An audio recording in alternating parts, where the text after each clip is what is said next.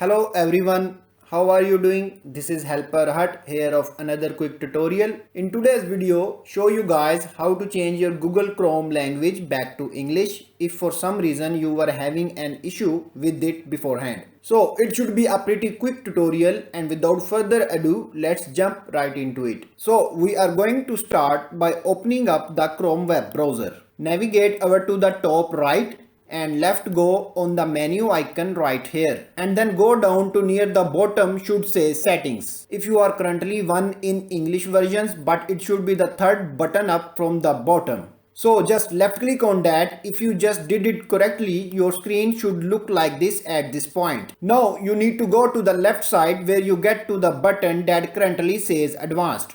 I am running an English version, but it should be the button that has a little arrow right next to it. You want a left click on that and you get to an area that should say languages. Again, you might not be able to read it, but there should be a language listed right underneath. So hopefully be able to at least identify that. It's right above the download location where it shows your downloads folder on your computer, and you should be able to read that. So again, it's the section right above then. So I'm going to left click on the language. Here the first button. I'm not clicking on the spell check button or whatever it is called in different language. I'm going to left click on the blue button that currently says add languages. Might say something different on your end, does not really matter what language it is, only knows we want to turn it over to English. So you type in English to this bar right here. So let's say you want to get Canadian English or something just like to add. Once you have it in here, you were just left click on this little three dot icon on the right where it currently says more actions. You want to click on that, and then the first button should be display Google Chrome in this language. You want to select the first button here, and then you want to left click on relaunch right here to relaunch your web browser in that language. And that should hopefully be able to resolve your issue. So I do have this brief tutorial was able to help you guys out, and as always, thank you for watching, and I hope to catch you all in next tutorial. Goodbye.